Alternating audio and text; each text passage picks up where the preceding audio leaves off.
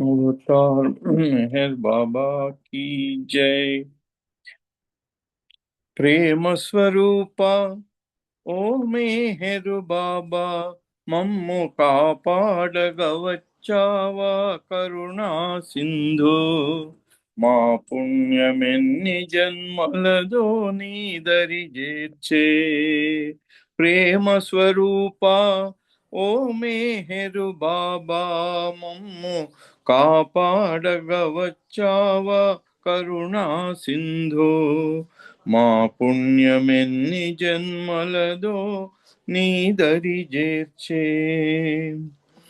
ఆదియు అంతములేని అనంతుడవే నీవు, అంతట నన్నిట నిండిన అంతర్యామివి నీవు. ఆదియు అంతములేని అనంతుడవే నీవు, అంతట నన్నిట నిండిన అంతర్యామివి నీవు. మనుజ రూపు మా కోసం ధరించావు, మనుజ రూపు మా కోసం ధరించావు. దైవీ మానవుడవై ఇలా వెలిసావు. ప్రేమ స్వరూప ఓ మేహెరు బాబా, మమ్ము కాపాడగవచ్చావా కరుణా సింధు. మా పుణ్యమెన్ని జన్మలదో నీదరి చేర్చే. ఉనికికే మూలమైన ఉన్నతోన్నతుడవీవు, సృష్టి స్థితి కాధారం ప్రేమ సాగరుడవీవు. ఉనికికే మూలమైన ఉన్నతోన్నతుడవీవు, సృష్టి స్థితి కాధారం ప్రేమ సాగరుడవీవు. సామాన్యుని వోలె మాతో సంచరించినావు, సామాన్యుని వోలె మాతో సంచరించినావు. సరిలేరు నీకెవ్వరు సాటి లోకమందు. ప్రేమ స్వరూపా గురువులకే గురువు నీవు, ఆది గురుడవీవు. విశ్వమునే నడిపించే విశ్వ విభుడవీవు. గురువులకే గురువు నీవు, ఆది గురుడవీవు. విశ్వమునే నడిపించే విశ్వ విభుడవీవు. మాయలోన చిక్కి తిరుగుమా అందరి కోసం, మాయలోన చిక్కి తిరుగు మా అందరి కోసం. అజ్ఞానపు నిదురబాప అరుదెంచినావు. ప్రేమ స్వరూప ఓ మేహెరు బాబా, మమ్ము కాపాడగవచ్చావా కరుణా సింధు. మా పుణ్యమెన్ని జన్మలదో నీదరి చేర్చే. అజ్ఞాన తిమిర అంధకారమలముకోగా, దరిగానని మందమతుల దరిజేర్చి నీవు. అజ్ఞాన తిమిర అంధకార మలముకోగా, దరిగానని మందమతుల దరిజేర్చి నీవు. దారి చూపి చేయి బట్టి నడిపించినావు, దారి చూపి చేయి బట్టి నడిపించినావు. ధన్యులము మేరు ప్రభు, దామను వీడము మేము. ధన్యులము మెహరు నీదు, దామను వీడము మేము.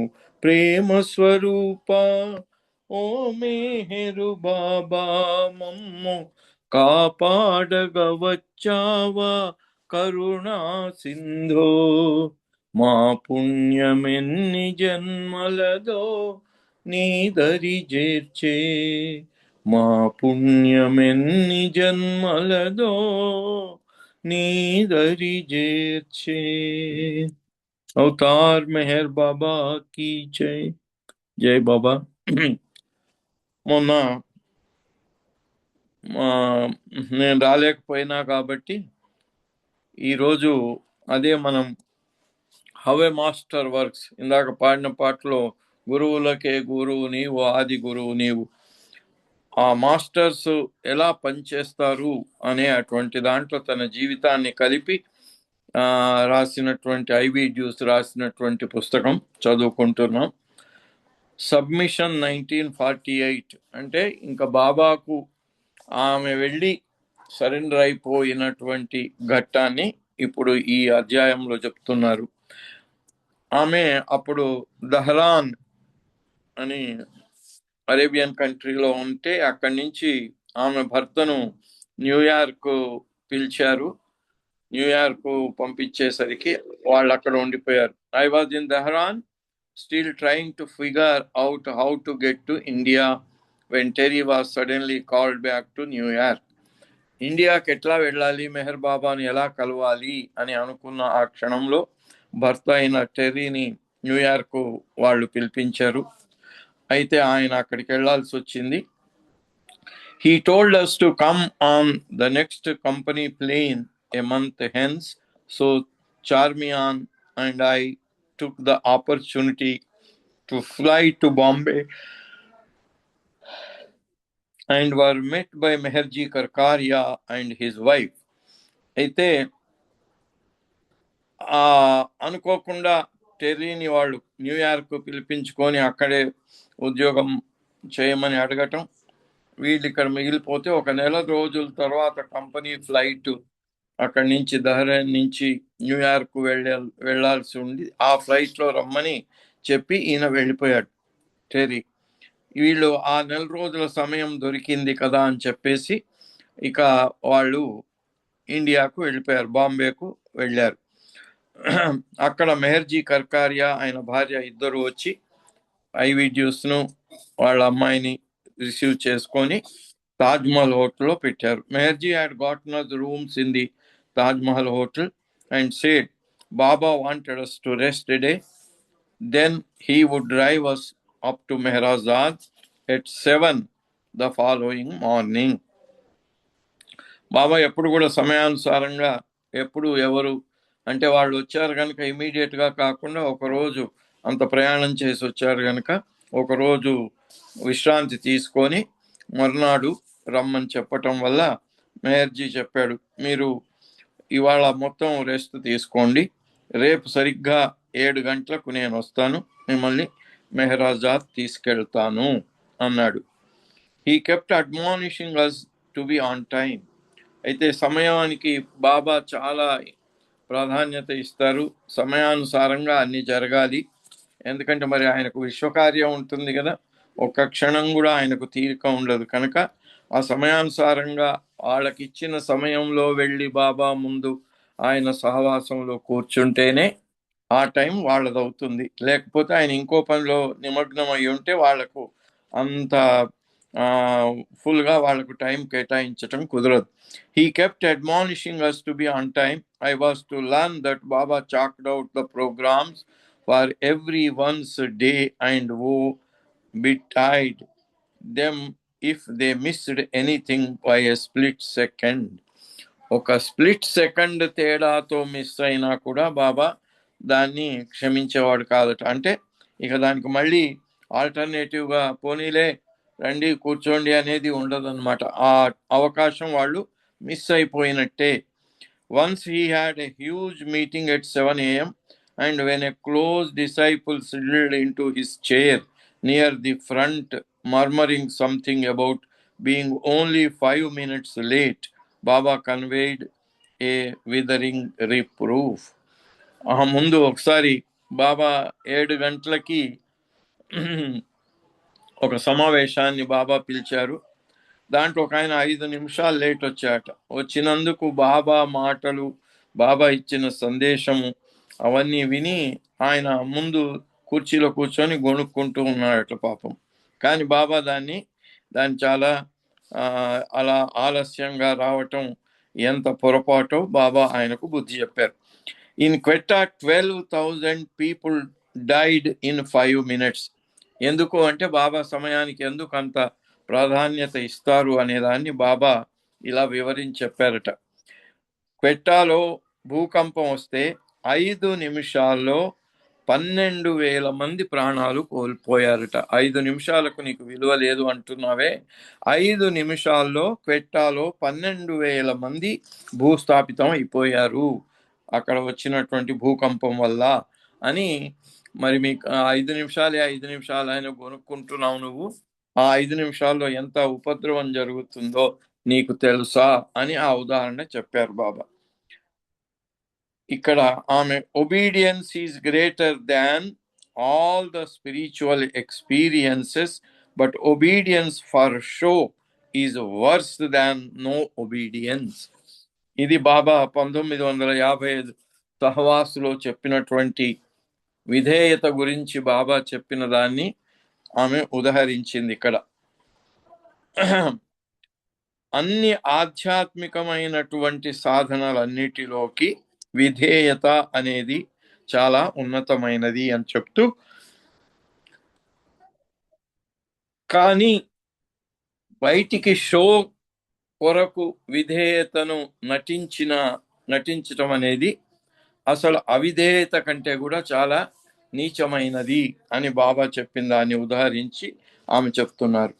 In line with this penchant of Baba's for exact timing, his sister Mani emphasize the need for obedience. ఇక్కడ టైం ప్రకారంగా వెళ్ళడం అనేది ఒకటి, సమయం యొక్క విలువ ఒక పక్కన పెడితే, రెండవ పక్కన సమయం బాబా చెప్పాడు 8 గంటలకు రావాలి నువ్వు అన్నాడు అనుకోండి.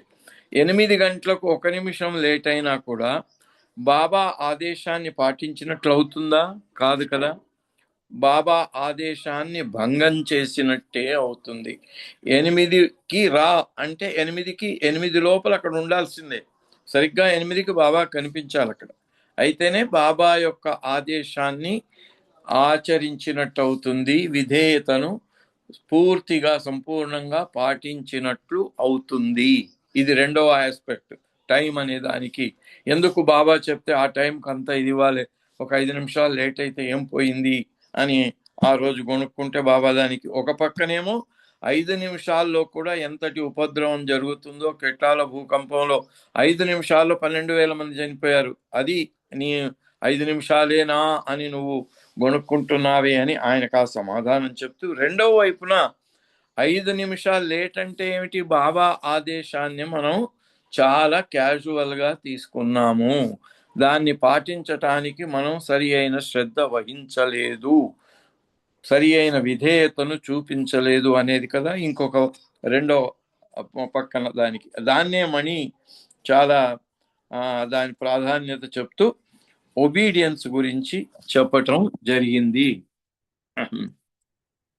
ఇక్కడ ఒబీడియన్స్ గురించి చెప్పిన దానికి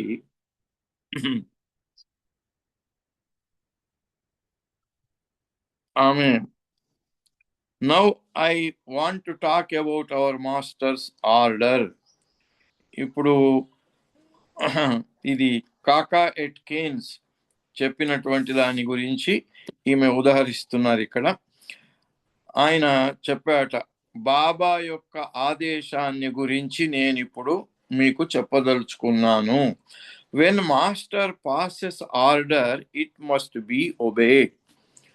మనం గురువు గారిగా లేదా భగవంతుడిగా ప్రియతముడిగా మనం ఎవరినైతే స్వీకరించామో, ఆ స్వీకరించటంలో ఆయన భగవంతుడని, ఉన్నతోన్నతుడని, సనాతనుడని ఏదైతే విశ్వాసం పెట్టుకున్నామో, ఆ విశ్వాసంతో ఆయనను మనం గురువుగా స్వీకరించిన తర్వాత ఆయన చెప్పిన మాట మనకు వేదం.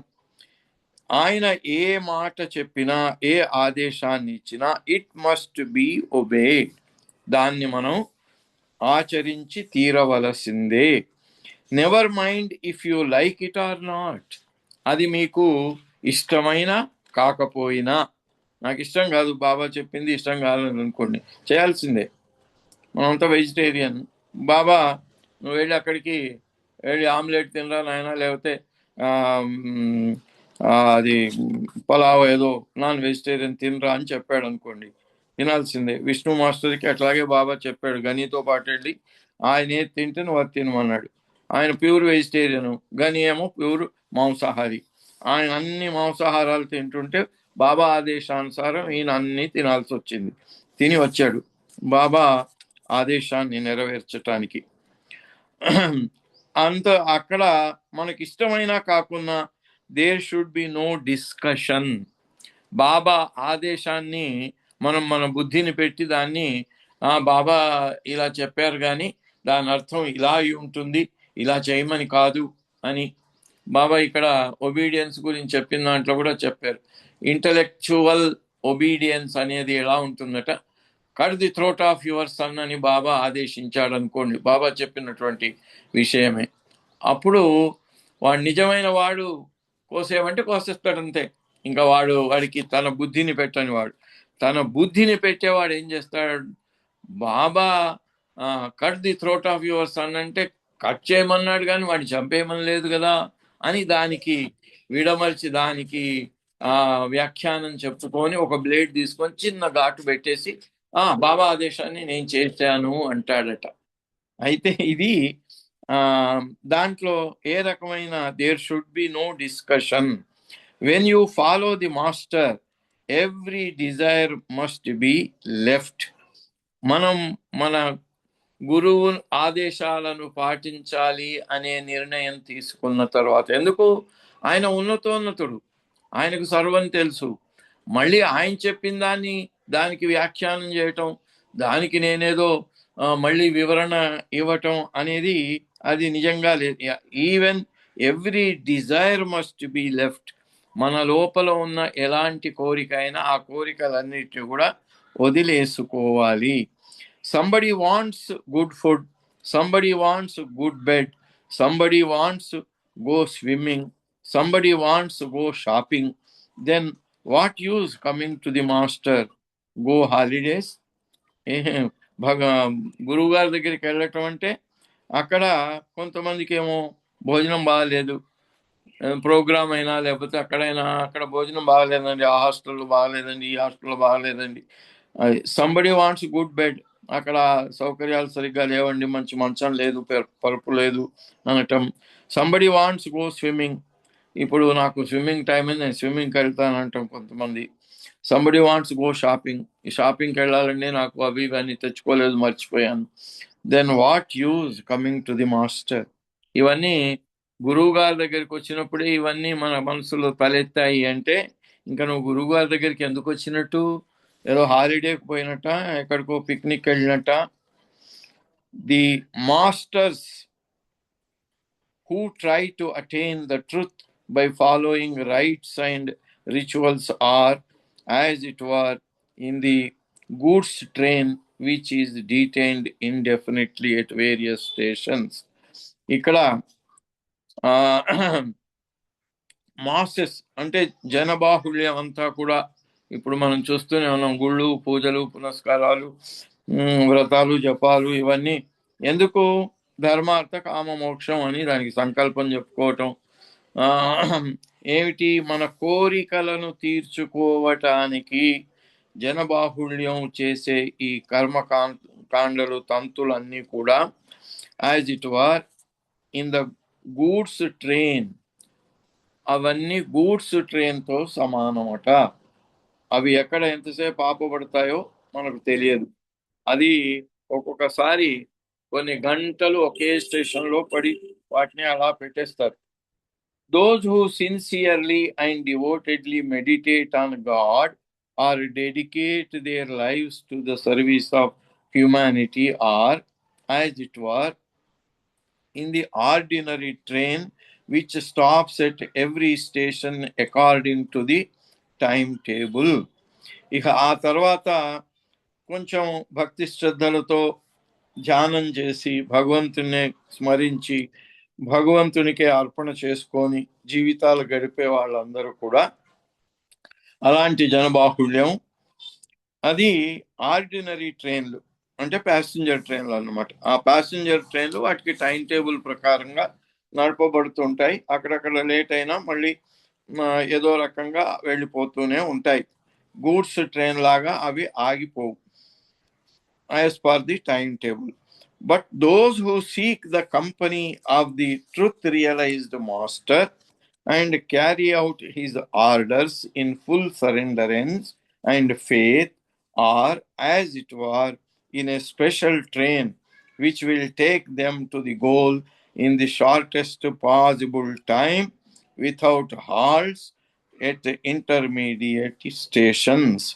అయితే ఇది మెహర్ బాబా లైఫ్ ఎట్ ఇట్స్ బెస్ట్ లో చెప్పిన సందేశాన్ని ఇక్కడ కోట్ చేస్తున్నారు. ఆమె ఒక గురువు గారిని ఆశ్రయించి ఆయన చెప్పిన ఆదేశాలన్నిటిని తూచా తప్పకుండా పాటించటం అంటే విధేయత. అది దానికి ఆ విధేయత చేయాలి అంటే నువ్వు నీ సర్వస్వాన్ని ఆయన పాదాల చెంత సమర్పించుకోవాలి. మళ్ళీ నీ మనసు పనిచేయకూడదు. ఆయన ఏదైనా ఆదేశం ఇస్తే ఇది ఎందుకు ఇలా ఇచ్చాడు, ఇలాంటి ఆదేశం ఇస్తాడా గురువు గారు అని దాంట్లో నీ మనసులో ఒక ఆలోచన వచ్చిందనుకోండి, అది సరెండర్ అయినట్టు కాదు ఆయనకి. ఆయన ఇచ్చే మన ఇచ్చేలాగా అయినట్టు కాదు. As it war in a special train. అలా ఆ సద్గురు ఇచ్చకే బద్ధులైపోయి సర్వం ఆయనకు సమర్పణ చేసుకున్న వాళ్ళు, ఆయన శరణాగతి పొందిన వాళ్ళు స్పెషల్ ట్రైన్లో ఎక్కడా ఆగకుండా అవసరమైతే తప్ప వాళ్ళకు కావలసిన రీఫ్యూయలింగో దానికో అవసరమైన చోట తప్ప ఇక ఎక్కడ కూడా ఆగకుండా వెళ్ళే స్పెషల్ ట్రైన్ పోలినటువంటిది సద్గురువుకు సమర్పణ చేసుకొని విధేయుడై ఉండటము. In my experience of nearly 35 years with Baba, I always felt in need of pulling my own attention and at times drawing the attention of others to be very clear in distinguishing Baba's orders from his approvals. There are always two different things. బాబాతోని గడిపిన ఇది ఆదికే ఇరానీ 1958లో చెప్పినటువంటి ఆయన విషయము. 35 ఏళ్ళు బాబాతో గడిపిన అనుభవం ప్రకారంగా నేను ఎప్పుడు కూడా నా ధ్యాసను బాబా తన వైపుకు మళ్లించటానికి లేదా ఆయన ధ్యాసను ఆయనే బాబా వైపుకు మళ్లించటానికి ఎప్పుడు కూడా ప్రయాస జరిగేదట. And at times drawing the attention of others. ఒక్కొక్కసారి ఇతరుల దృష్టిని కూడా పక్కదారులు పట్టే దృష్టిని ఆయన వైపు కేంద్రీకరించటంలో to be very clear in distinguishing Baba's orders from his approvals. అయితే బాబా ఇచ్చిన ఆదేశము మనం ఏదైనా కోరుకుంటే ఓకే అని దాన్ని ఆయన ఆమోదించటం, ఈ రెండు డిఫరెంట్. ఆయన ఆమోదించాడు కాబట్టి ఆయన ఆదేశాన్ని నేను చేశాను అని బాబా ఎప్పుడు చెప్పేవాడు, I want you to want what I want. మీరు ఎప్పుడు కూడా నేను ఏది కోరుకుంటానో అదే మీరు కోరుకోవాలి, కానీ మీదేరు కోరుకుంటారో అదే నేను కూడా కోరుకోవాలని నన్ను ప్రోద్బలం చేసి నా మీద ప్రెషర్ తెస్తారే, అది అట్లా కాదు అని దాన్ని ఇక్కడ ఆదికే ఇరానీ చెప్తున్నారు. బాబా ఇచ్చిన ఆదేశం డైరెక్ట్గా ఉంటుంది. అది మనకు నచ్చినా నచ్చకపోయినా, మనకి ఇష్టమైనా ఇష్టం కాకపోయినా దాన్ని ఆచరించటం అనేది అది బాబా ఆర్డర్ ఒక పక్కనైతే, మన ఇష్టానుసారం బాబా నేను ఇది చేస్తాను, రేపు అక్కడికి వెళ్తాను, లేదా ఇది చేస్తాను అది చేస్తాను ఏదో చెప్పామనుకోండి, బాబా దాన్ని ఓకే అన్నాడు అనుకోండి, అది బాబా దాన్ని ఆమోదించినట్టు. అప్రూవల్స్ ఒక ఎత్తు, ఆయన ఇచ్చిన ఆదేశం ఒక ఎత్తు. These are always two different things. ఈ రెండు కూడా రెండు భిన్నమైనటువంటి విషయాలు. An order is that which is given by Baba on his own as distinguished from his approval which is given by Baba for something asked of him. మొదటిది బాబా order అంటే స్వయంగా ఆయన ఇచ్ఛానుసారము మనకు ఇచ్చినటువంటి ఆదేశము. ఇక రెండవది ఏమిటి, మనం ఏదో ఒకటి బాబాని అడిగినప్పుడు దాని మీద ఆయన ముద్ర వేస్తారు, అది approval. An order has the gravity and purposefulness of standing um, uh, in itself, unmixed with any other considerations, proceeding as it does from one who is all-knowing. ఆయనకు మనకే తెలియదు వచ్చే క్షణంలో ఏం జరుగుతుందో. ఆయనకు గతం తెలుసు, వర్తమానం తెలుసు, భవిష్యత్తు తెలుసు. అన్నీ తెలిసిన వాడికి మనం ఏం చెయ్యాలో ఆయన నిర్ణయించి చెప్పినప్పుడు అంతకంటే ఉత్తమమైంది ఏముంటుంది? ఎందుకంటే హీఈస్ ఆల్ నోయింగ్, సర్వజ్ఞుడు ఆయన. అందుకని ఆయన మన కోసం ఇచ్చింది మనకు ఎంత మేలు చేస్తుందో అర్థం చేసుకోకుండా దాని మీద వివరణ, దానిలో మనం మళ్ళీ మన బుద్ధి పెట్టడం అనేది అది చాలా మనకు ఆయన ఇవ్వదలిచింది ఇవ్వకుండా అడ్డుపడుతుంది మన బుద్ధి దాంట్లో పెట్టినట్టయితే. An approval is important so far as it is carried out in its true spirit, mixed as it is with considerations intended by persons craving for approval. అయితే మనం చేయటానికి ముందు బాబా అప్రూవల్ తీసుకోవాలి అని దీంట్లో బాబా ఎప్పుడు ఉదాహరణ చెప్పేవారు, సిడి దేశ్ముఖ్ గారిది.